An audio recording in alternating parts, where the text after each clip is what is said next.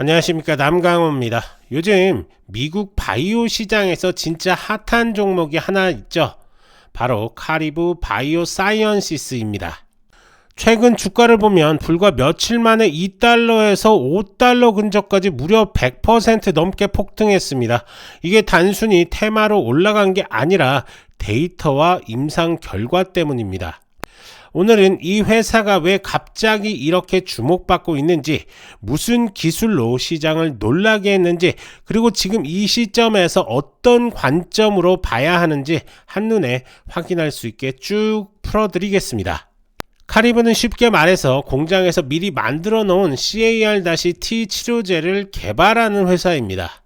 보통 CAR-T 치료제는 환자 본인의 세포를 뽑아서 유전자를 조작하고 다시 몸에 주입하죠. 이걸 자가 CAR-T라고 부릅니다. 문제는 이 과정이 너무 느리고 비쌉니다. 그리고 환자 상태가 안 좋아지면 치료 타이밍을 놓쳐버릴 수도 있죠.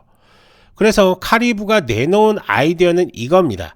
건강한 사람의 T세포를 미리 확보해서 유전자 편집으로 변형해두고 필요할 때 바로 꺼내 쓰자. 즉, 오프 더 셀프, 누구나 바로 쓸 수 있는 CAR-T를 목표로 하고 있는 거죠. 근데 단순히 세포를 바꿔 넣는다고 끝나는 게 아닙니다. 환자 몸의 면역 시스템이 너 내 세포 아니잖아 하고 공격할 수 있으니까 카리브는 여기에 면역 위장 기술을 씌웠습니다. 예를 들어 CB-011 치료제에는 면역 겨부를 일으키는 B2M 유전자를 없애고 그 자리에 HLA-E 단백질 융합체를 넣어서 몸이 이 세포를 외부 침입자로 인식하지 않게 만든 겁니다. 그야말로 세포에 투명 망토를 씌운 거죠. 자, 그럼 첫 번째 이슈부터 한번 보시죠. CB-011은 다발골수종, 특히 치료가 여러 번 실패한 말기 환자군을 대상으로 한 범용 CAR-T입니다.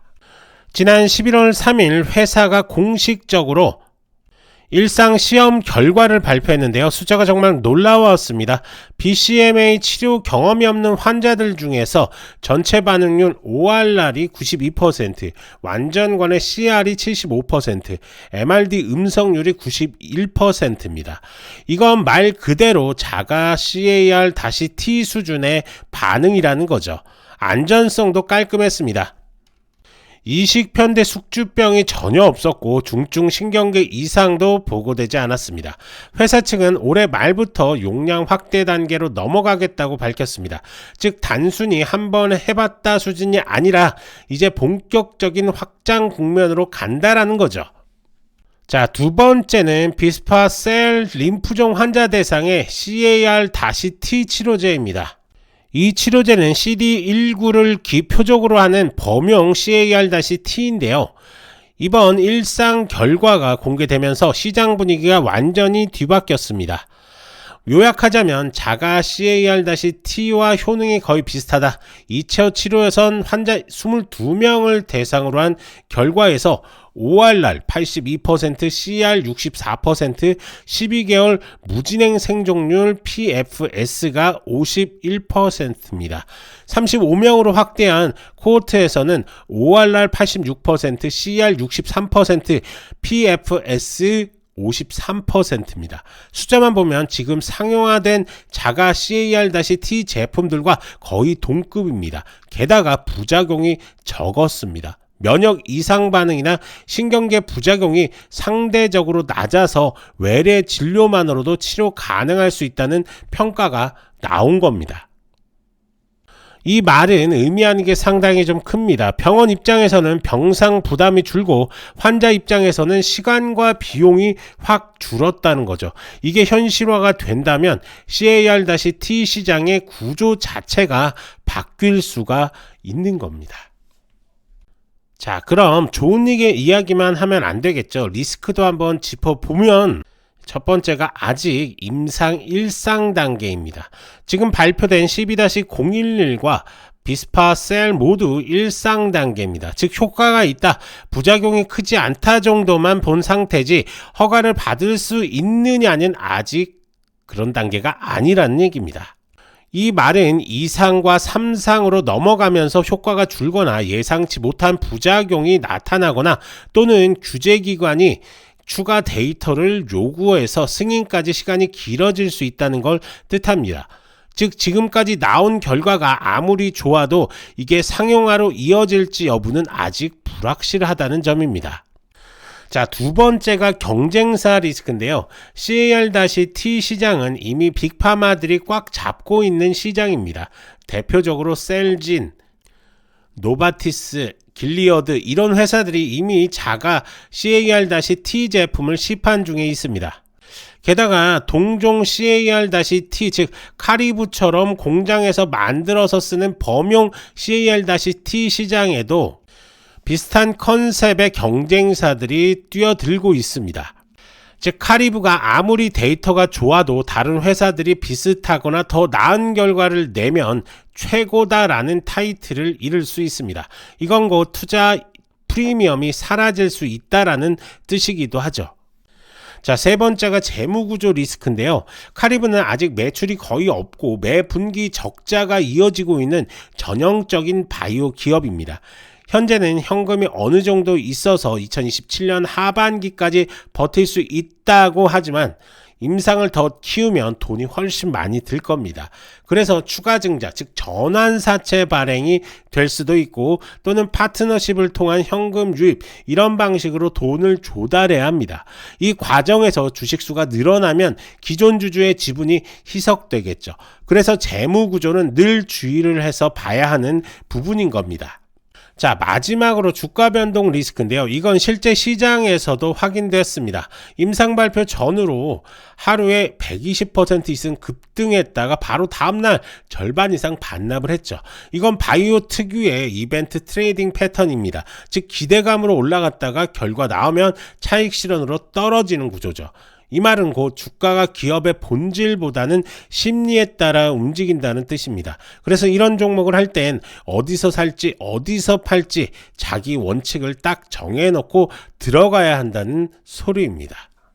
자, 우리가 이제 차트를 한번 볼 건데요.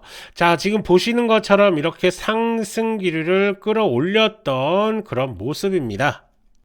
자, 이 우상향 추세선을 잘 지켜준다 라고 한다면 추가 상승 여력 충분히 존재하지만 이걸 뚫질 못한다, 즉 이 구간에서 지지해 주질 못하면서 빠져버릴 수도 있기 때문에 지금 이 자리는 당연히 들어가면 안 되고 관망세 유지해야 되는 그런 자리다라는 것을 알고는 계실 겁니다. 자, 하지만 우리는 이 황금선 지표를 적극적으로 활용을 해서 이렇게 매수 타점을 정확히 잡고 매도 타점을 활용을 하면서 수익을 챙겨가면 되는 건데요. 앞서도 설명드렸던 것처럼 내가 생각했던 건 수익, 예를 들어서 이런 겁니다. 이 종목을 내가 이때 들어가서 이때 팔면 70%의 수익을 가져갈 수가 있지만 완벽하게 윗꼬리에서 팔고 나올 수는 없습니다. 그렇다고 한다면 기본적으로 난 이 종목에 들어갔을 때 20%의 수익을 보겠다, 아니면 30%의 수익을 보겠다라고 목표가를 정한 상태에서 들어갔다 라고 한다면 단기간에 급등이 나오더라도 알아서 우리가 수익을 가져갈 수가 있는 겁니다. 그래서 우리가 이 황금선 지표를 적극적으로 활용을 하는 거고요. 그러다가 익절 전에 숏시도가 나왔다면 빠르게 약수익으로 나온 상태에서 다시 한번 매수 타점이 롱 시그널이 나오기 전까지 기다렸다가 롱 시그널 나오면 그때 들어가서 수익적인 부분 또 가져가시면 되는 겁니다. 이런 식으로 적극적으로 우리 황금선 지표를 이용을 하면서 수익적인 부분을 극대화하시길 바랍니다. 자, 그러면 이 황금선 지표를 어떻게 사용을 하냐? 우선 설명란에 이 더보기 클릭하신 다음에 지표 상단 문의 클릭, 그러면 이렇게 설문조사지가 나옵니다. 그러면 여기에서 부자 되는 지표 클릭, 전화번호 남겨주시고 개인정보 수집에 동의한 다음에 제출까지만 눌러주시면 저희가 순차적으로 어떻게 사용을 하고 어떤 식으로 활용을 해야 되는지까지 자세하게 설명을 드리도록 하겠습니다. 자, 특히나 해외 교민분들께서는 국가번호 포함해서 전화번호 남겨주시던가 아니면 메신저 아이디 카카오톡이라든지 텔레그램 아이디 남겨주시고 이메일까지 남겨주시면 저희가 순차적으로 연락을 좀 드리도록 하겠습니다. 자, 정리 한번 해보겠습니다. 카리브는 지금 유전자 편집으로 만든 범용 CAR-T라는 완전히 새로운 시장을 여는 회사입니다. 이번에 발표한 CB-011과 비스파 셀 데이터는 단순히 임상 성공이 아니라 자가 CAR-T에 맞먹는 효능을 보여줬다는 점에서 의미가 좀 크다라고 이렇게 볼 수가 있습니다. 하지만 아직 임상 1상 단계이고 리스크는 그대로 있습니다. 기대와 불확실성이 공존하는 시점이라는 거죠. 공격적으로 보는 분들은 데이터라든지 모멘텀을 보고 이렇게 접근을 하시는 게 맞는 것 같고요. 보수적인 분들은 허가나 딜이 구체화될 때까지 기다리시는 게 좋을 것 같습니다. 하지만 이렇게 설명을 좀 드려도 개인 투자자분들이 혼자서 이렇게 접근하기가 쉽지는 않으시죠. 그러면서 급등 종목들 수익 찬스들을 놓치시는 경향들이 좀 있는데요. 그렇기 때문에 전문가의 도움이 절실히 필요하실 겁니다. 이렇게 구체적인 매매 전략들이 좀 필요하신 분들은 더보기란에서 이렇게 문의 남겨주시면 저희가 하나하나 자세하게 도움을 드리도록 할 테니까요. 언제든지 문의 남겨주시면 됩니다. 그리고 제가 이렇게 대화를 하다 보면은 카리브를 이런 고점들에 묶이신 분들이 참 많으신 것 같습니다. 그런 분들 역시 문의 남겨주시면 저희가 하나하나 대응 방법에 대해서 자세하게 설명을 드릴 테니까요. 부담 없이 연락 주시면 됩니다. 이제 중요한 건 여러분들의 선택입니다. 뉴스, 차트, 모멘텀이 동시에 들어올 때 이걸 잡는 게 실력입니다. 좋아요, 구독 부탁드리고 문의 남겨주시면 도움 드릴 수 있는 것들 최대한으로 도움 드리겠습니다. 저는 남강호였고요. 다음 영상에서도 빠르고 정확한 정보로 다시 찾아오겠습니다. 감사합니다.